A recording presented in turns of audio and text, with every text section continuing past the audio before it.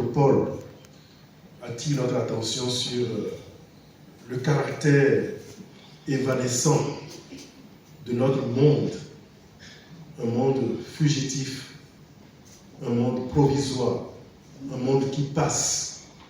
Et nous aussi, nous faisons partie de ce monde. Nous ne pouvons garder, je dirais, ce monde comme quelque chose de définitif, car nous passons avec ce monde. Nous tendons vers d'autres biens, des biens éternels. Et tous, en tant qu'hommes, nous devons nous considérer comme des hommes de passage vers le royaume. Alors, la question, c'est de savoir dans quel état de vie nous pouvons nous trouver pour que nous puissions nous préparer adéquatement aux biens à venir, aux biens éternels à venir. Et Saint Paul essaye de passer en revue les différents états de vie. L'état de vie des mariés et des célibataires. Et pour les mariés, eh bien, il dit que oui, ils font un bon choix, mais ils peuvent trouver des difficultés dans la mesure où, en voulant vivre comme un homme va marier, on sera toujours tenté de laisser sa femme pour en épouser une autre. Et là, ce n'est pas bon, parce qu'on veut garder en fait des valeurs fondamentales liées à ce monde, comme un monde que nous pouvons garder de façon définitive. Et lui, il fait le choix, il propose le choix de ceux qui ont le célibat. Ils ont fait un bon choix. Et pourquoi dit-il qu'ils ont fait un bon choix?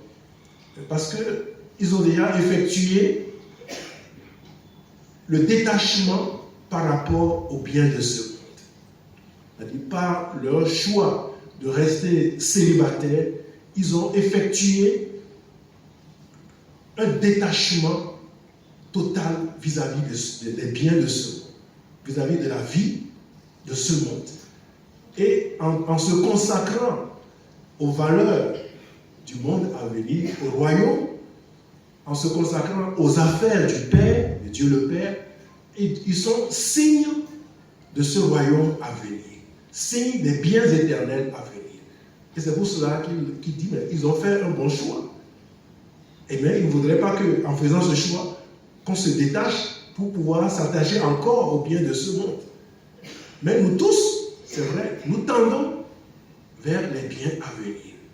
Et c'est lorsque nous effectuons réellement ce détachement total de notre esprit par rapport aux valeurs de ce monde que nous puissions adéquatement nous préparer aux biens à venir.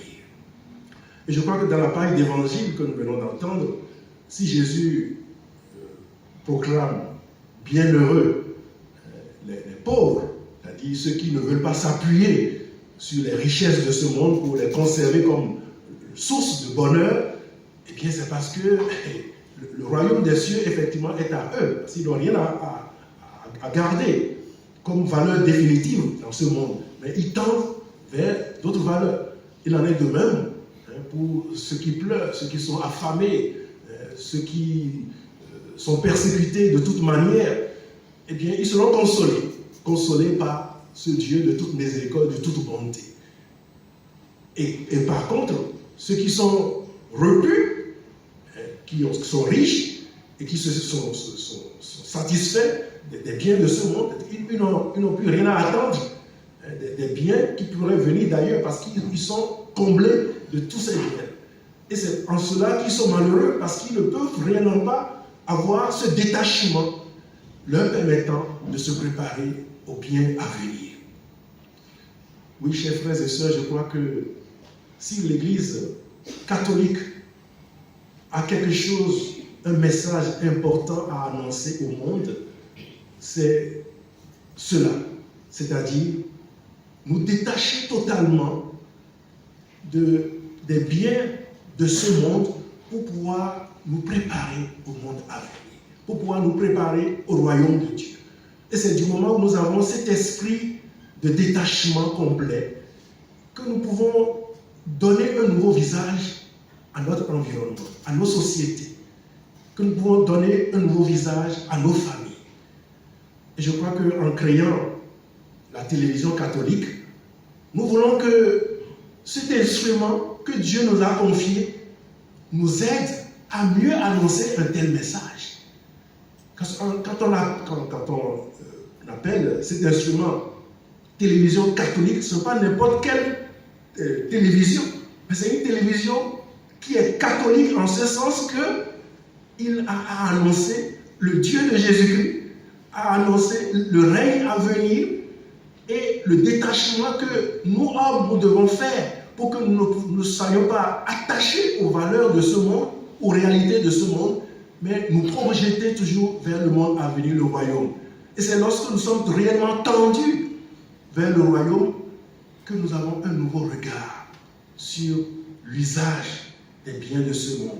Que nous avons un nouveau regard également dans la vie que nous devons amener au sein de nos familles, dans nos sociétés. Comment réorganiser la vie dans nos sociétés, que nos sociétés soient des lieux où on puisse parler de justice, de paix, de vivre ensemble dans l'unité, la cohésion.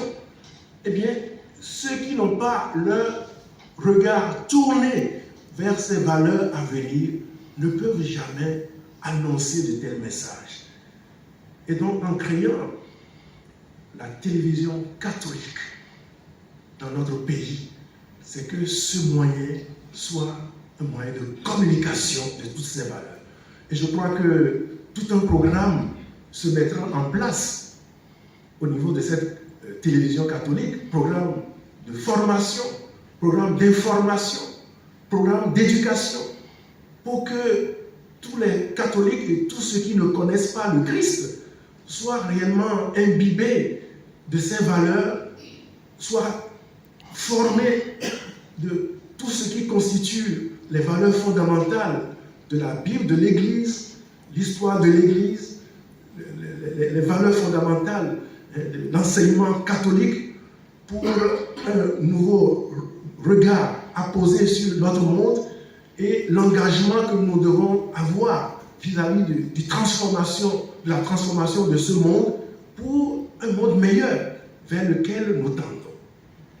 Et donc, en implorant toutes les grâces du Seigneur sur cette œuvre qu'il nous a confiée, cette belle œuvre qu'il nous a confiée, c'est pour que nous soyons réellement donnés à ces valeurs et que nous ne fassions pas de cet instrument un autre instrument qui soit profane, mais un instrument qui soit réellement religieux et qui aide à annoncer ces vraies valeurs évangéliques, ces vraies valeurs qui préparent nos sociétés aux valeurs fondamentales sur lesquelles repose le monde et repose toute société.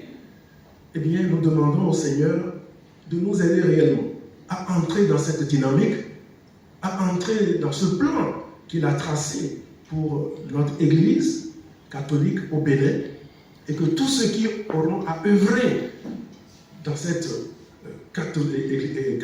télévision catholique soient animés de l'esprit du ressuscité, animés de l'esprit du Christ. Nous l'appelons Lumen Christi. Il faut que ce soit la lumière qui les éclaire aussi dans leur manière d'user de ce moyen, et qui puisse aussi éclairer toutes ces âmes qui sont encore dans les ténèbres, qui ne connaissent pas le Christ, qui ne connaissent pas le Dieu de Jésus-Christ, qui ne connaissent pas ces valeurs fondamentales sur lesquelles repose notre monde et nos sociétés, afin que, animés aussi de cette lumière, ils puissent resplendir du visage du Christ pour la transformation de notre monde. Nous demandons cette grâce au Seigneur, lui qui est Dieu, pour les siècles des siècles. Amen.